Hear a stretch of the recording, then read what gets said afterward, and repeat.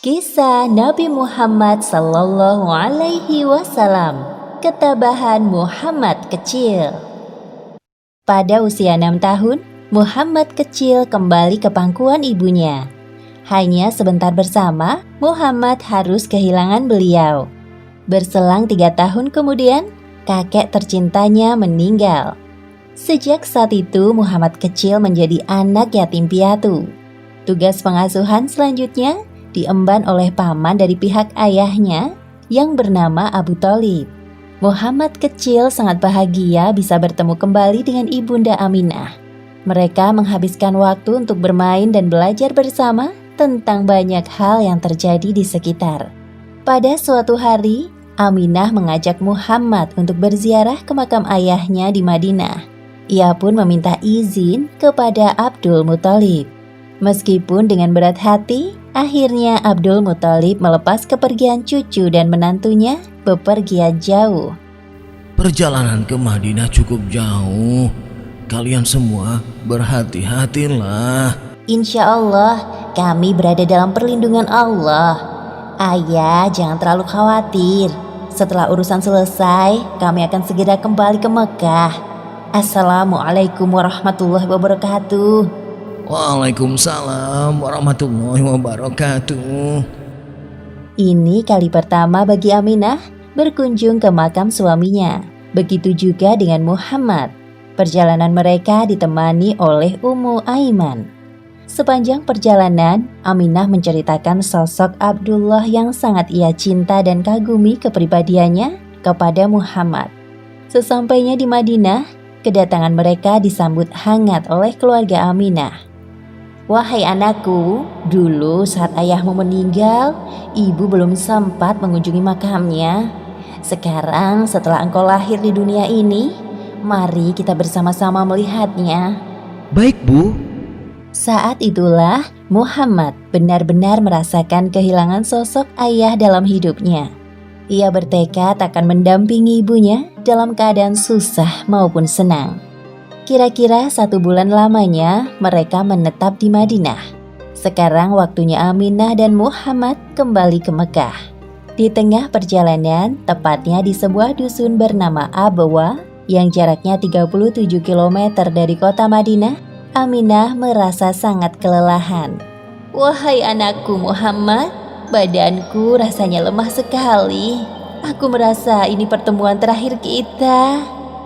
Belum sempat menyelesaikan ucapannya, ibunda Aminah meninggal dunia untuk selama-lamanya. Ibu, jangan pergi. Wahai Muhammad, engkau adalah anak kuat, nak. Bangunlah, mari kita cari pertolongan untuk menguburkan jenazah ibumu.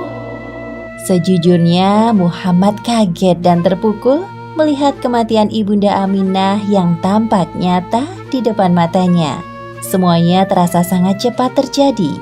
Namun hidup harus terus berjalan. Muhammad menguatkan hatinya. Selama perjalanan pulang bersama Ummu Aiman, Muhammad terus berdoa untuk ibunda Aminah sembari meneteskan air mata. Sekarang dirinya adalah anak yatim piatu yang harus menanggung beban kehidupan sendirian. Abdul Muthalib langsung syok mendengar kabar kematian Aminah. Seketika itu beliau mencium Muhammad. Wahai cucuku tersayang, hapuslah air mata di wajahmu. Jika ibumu melihatmu bersedih, pasti beliau akan sedih juga. Tenanglah, sekarang kakek yang akan menjagamu. Terima kasih, Kek. Abdul Muthalib merasa bahwa cucunya ini akan menjadi orang besar di kemudian hari. Beliau memperlakukan Muhammad dengan perlakuan yang istimewa. Hei nak, jangan duduk di tempat itu. Minggirlah, itu punya kakek. Maaf paman, aku tidak tahu jika hanya kakek yang boleh duduk di sini. Sudah, biarkan saja cucuku duduk di tempatku. Sesungguhnya kelak dia akan memiliki kedudukan yang lebih tinggi dariku. Pada saat itu, Abdul Muthalib adalah orang yang paling dihormati di kalangan penduduk Mekah, sampai dibuatkan hamparan khusus di bawah naungan Ka'bah. Selama kurang lebih 3 tahun lamanya, Muhammad diasuh oleh kakeknya. Muhammad kecil sangat menyayangi kakeknya, begitupun sebaliknya. Namun kebahagiaan Muhammad tidak berlangsung lama. Ketika Allah Subhanahu wa Ta'ala memanggil Abdul Muthalib untuk kembali di hadapannya. Wahai kakek, secepat itukah engkau pergi meninggalkanku? Sekarang aku benar-benar merasa kesepian. Tetapi Allah di kemudian hari memberikan nikmat kepada Muhammad untuk menghibur kesedihannya. Sebagaimana disebut di Al-Quran, surat Ad-Duha ayat 6 hingga 7. Bukankah engkau dalam keadaan yatim piatu, lalu diadakannya orang yang akan melindungimu dan menemukan kau saat kehilangan pedoman, lalu ditunjukkannya jalan itu. Menjadi anak yatim piatu yang kemudian ditinggalkan sosok yang amat mencintai, rasanya seperti ditusuk pedang. Itulah yang dirasakan oleh Muhammad di usianya 8 tahun. Kematian Abdul Muthalib tidak hanya membuat duka mendalam di hati Muhammad, begitu juga bagi para penduduk Mekah. Tidak ada satupun anak Abdul Muthalib yang dapat menggantikan sosoknya yang berwibawa, teguh hati, cerdas, dan terhormat. Beberapa hari sebelum Abdul Muthalib meninggal, beliau telah berpesan kepada anaknya yang bernama Abu Thalib untuk mengasuh Muhammad. Di antara pamannya yang lain, Abu Thalib memiliki sifat lemah lembut dan penyayang. Abdul Muthalib ingin Muhammad tumbuh dalam pengasuhan yang tepat. Wahai keponakanku tersayang, sebelum ayah meninggal, beliau sempat berpesan kepadaku agar mengasuh dan merawatmu sampai dewasa. Meskipun aku bukan orang kaya, namun pamanmu ini akan bekerja keras untuk menghidupimu seperti anak-anakku yang lain. Terima kasih, wahai paman, engkau sungguh berhati besar. Akhirnya, Muhammad diasuh oleh Abu Thalib sampai masa dewasa. Muhammad adalah anak yang tahu diri.